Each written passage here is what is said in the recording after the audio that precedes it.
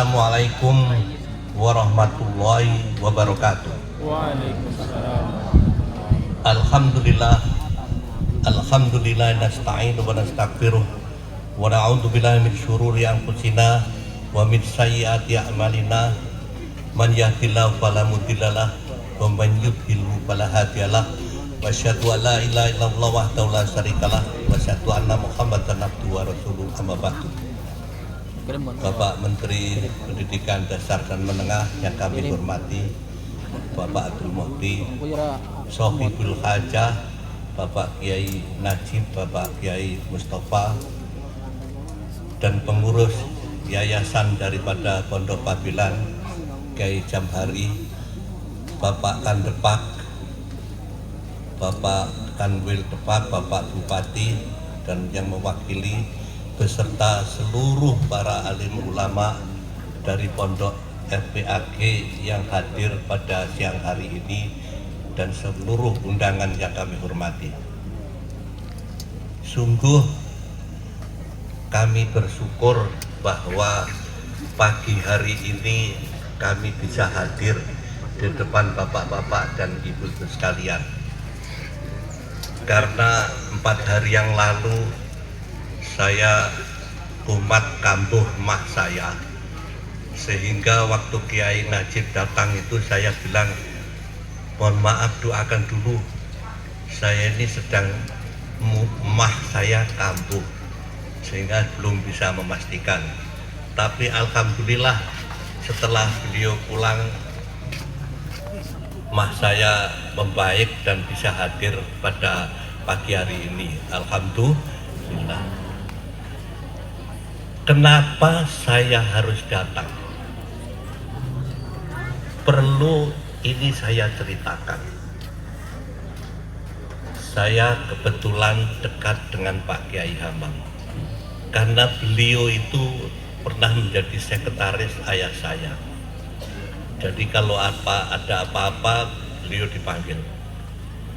Saking dekatnya Pak Kiai Hamam itu dengan ayah saya. Waktu ibu saya sakit di rumah sakit, ayah saya sakit mah, putra-putra beliau kecil-kecil, yang besar sekolah di Jogja dan di Jakarta. Yang ngurusi ibu saya di rumah sakit itu Pak Kiai Hamam. Sampai dikira oleh para perawat itu Pak Hamam itu suami ibu saya. Karena ayah saya nggak pernah datang. Ayah saya sakit asma. Itu saking dekatnya. Kemudian waktu beliau tunggui sembuh, ibu saya pulang ke Gontor. Pak Hamam izin pulang ke Pabilan. Namun setelah itu ibu saya kumat, Pak Hamam sudah di Pabilan. Ibu saya waktu sakit yang kedua tidak ada yang menunggui. Karena kami ini masih kecil-kecil, kakak-kakak kami sekolah di Jogja. Akhirnya ibu saya wafat di Madiun. Pak Hamam sangat-sangat kaget dan menyesal. Mestinya saya ikut nunggui. Itu kedekatan ayah saya dengan Pak Hamam. Kedua, Pak Hamam juga sebagai sekretaris pondok sekaligus ngurusi percetakan kami. Kami ini keluarga punya percetakan.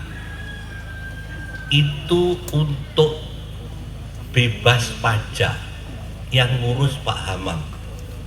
Pak Hamam itu diutus ayah saya ke Kediri. Akhirnya karena buku-buku yang dicetak itu untuk pelajaran pondok dibebaskan dari pajak, kecuali kalau mencetak amplop. Di situ jasanya Pak Hamam waktu dengan percetakan Trimurti keluarga. Kemudian ayah kami itu sangat concern dengan pendidikan KMI. Waktu ada alumni datang membawa putranya, ini Pak Kiai, saya sudah berkeluarga, saya masukkan anak saya ke Gontor. Apa kata ayah saya? Salah. Saya tidak ingin kamu seperti ini, tapi kamu dirikan pondok di tempatmu seperti Gontor. Wah, kaget itu. Akhirnya alumni tadi pulang, ada yang mendirikan pondok. Pondok alumni pertama yang didirikan adalah Baitul Arqam di Jember oleh Kiai Abdul Mu'in. Itu pondok alumni pertama. Kemudian kedua adalah pondok Pabilan, dan mestinya sistemnya juga KMI. Selanjutnya pondok Darun Najah di Jakarta dan pondok Darul Kolam di Gintung. Saya sengaja menyebutkan 4 pondok ini karena apa?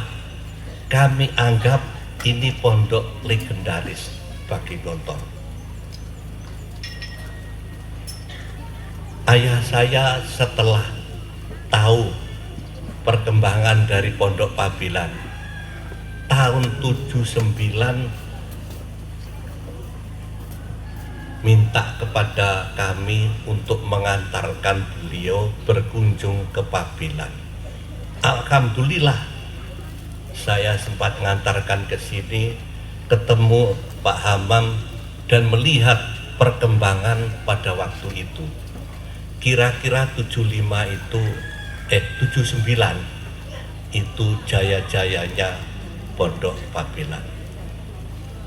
Karena pada waktu itu diantaranya menghasilkan Profesor Jamhari, menghasilkan Profesor Komarudin, Profesor Bakhtiar Effendi, dan lain sebagainya. Waktu itu masih KMI, dan setelah tidak KMI, saya tidak tahu ada ndak alumninya yang berhasil seperti awalnya itu. Oleh karena itu ayah kami concern terhadap pendidikan KMI ini, karena itu diyakini oleh beliau, sekolah guru inilah yang akan membawa bangsa ini pada kemajuan. Hal itu dapat dibuktikan suatu ketika kami dari ayah kami ingin bertemu dengan Bapak Profesor Mahmud Yunus di rumah beliau tahun 78 setelah ada acara Majelis Ulama di Cipayung. Betul, kami derek nih ketemu beliau. Masya Allah Ustadz, kami ini sebagai muridnya, murid panjenengan itu sudah tidak produktif lagi untuk mengarang buku, tapi antum masih banyak produktif bukunya. Apa jawaban Pak Mahmud Yunus pada waktu itu? Alah Pak Zahar, apa artinya buku saya ini? Berapa orang yang mau membaca buku saya ini dibandingkan bukunya Pak Zahar? Bukunya Pak Zahar bukan dalam bentuk tulisan, tetapi dalam bentuk alumni-alumninya yang menjadi tokoh-tokoh masyarakat. Itu lebih penting daripada buku saya. Artinya apa?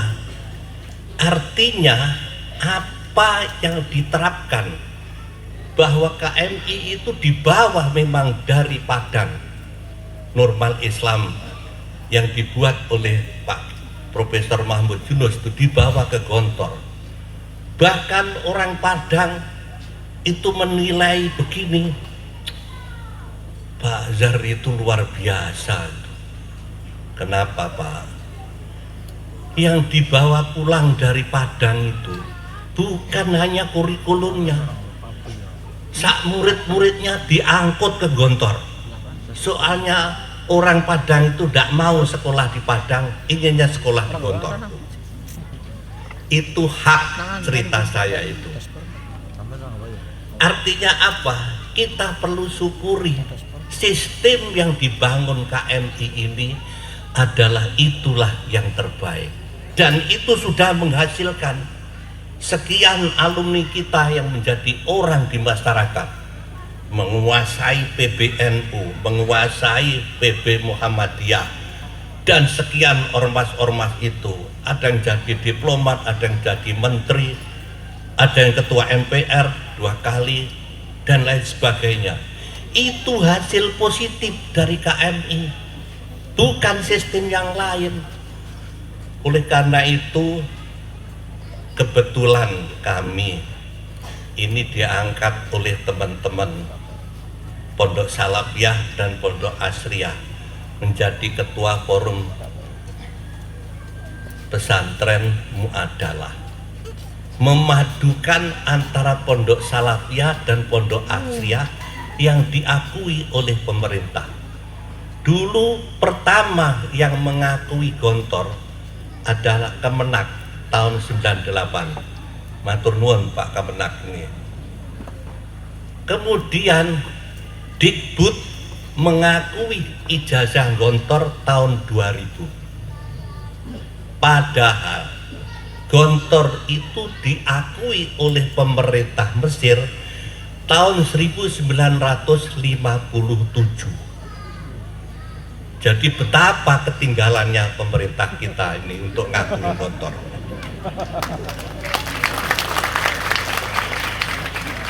Lah masuk alumni kita sudah sekian jadi menteri, sekian jadi ketua MPR, maunya tidak diakui. Ini tidak adil. Akhirnya kita perjuangkan supaya sistem Gontor ini diakui oleh pemerintah. Alhamdulillah, dengan istilahnya ya mohon maaf, cukup berdarah-darah bersama pondok-pondok Salafiyah, undang-undang pesantren diresmikan oleh DPR. Alhamdulillah, itu memayungi pondok-pondok Salafiyah dan pondok Asriyah. Kalau Sanawiyah Aliyah itu milik pemerintah, SMP SMA milik pemerintah, milik pondok ini ya pondok Salafiyah ya pondok Asriyah, aslinya ya itu. Oleh karena itu kita hargai apa yang sudah dilakukan oleh para pendiri-pendiri itu.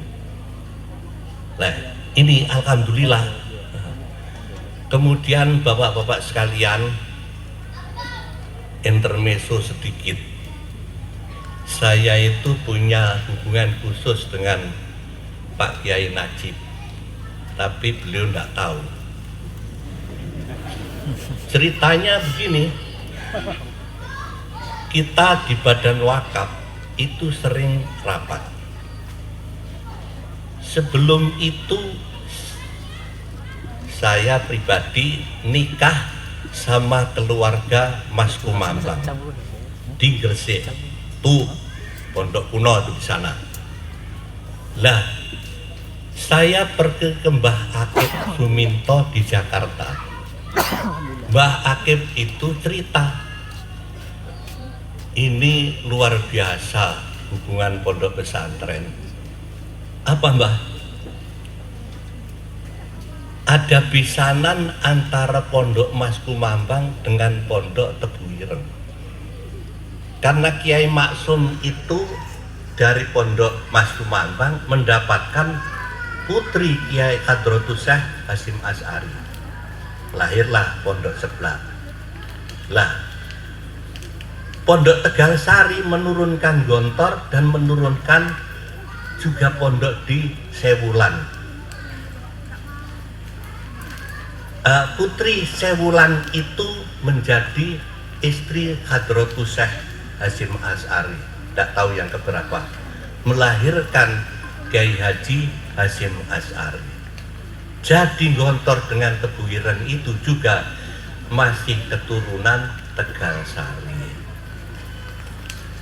Waktu itu Pak Profesor Rakib cerita kami, ini tidak tahu ini setelah adanya besanan antara Mas Kumambang dengan Gontor, kemudian Mas Kumambang dengan tadi Tebuireng, kok rasanya ada ini mau besanan dengan Pabilan.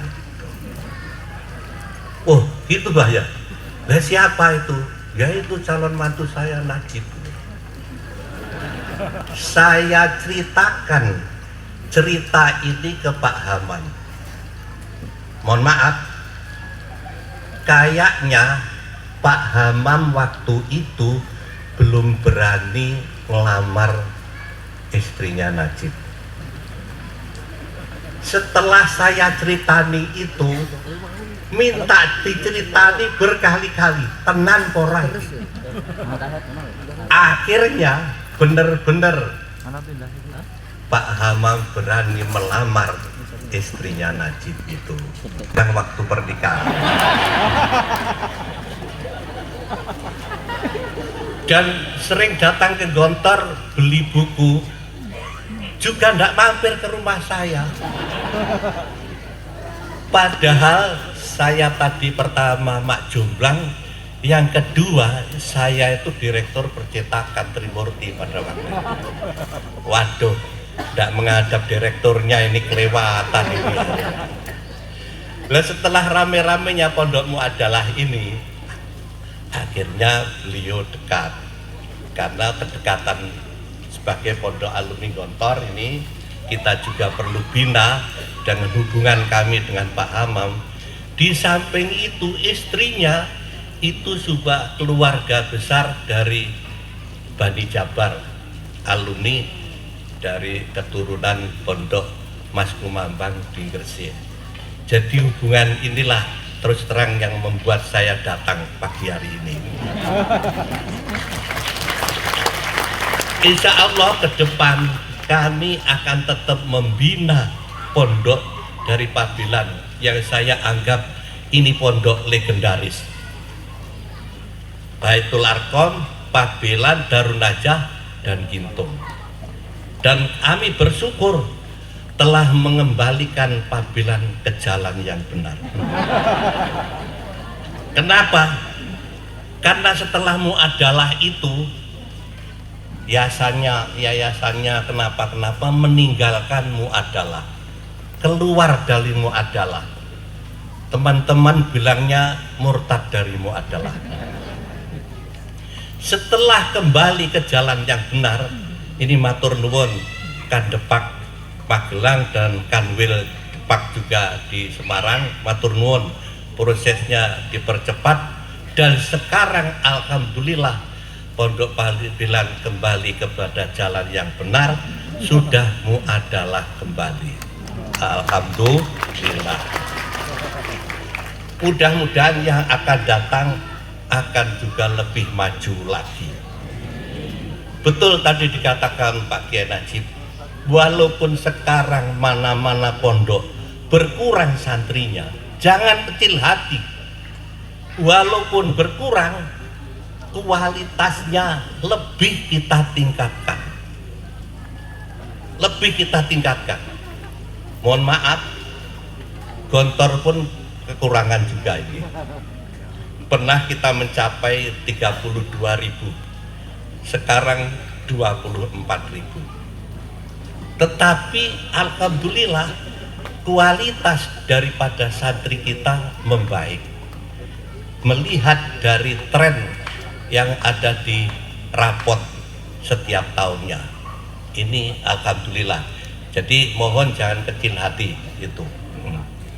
Jadi mohon maaf Pak Menteri, Dulu kami ini KMI juga diakui oleh Dikbud, kemudian Kemenak juga mengakui.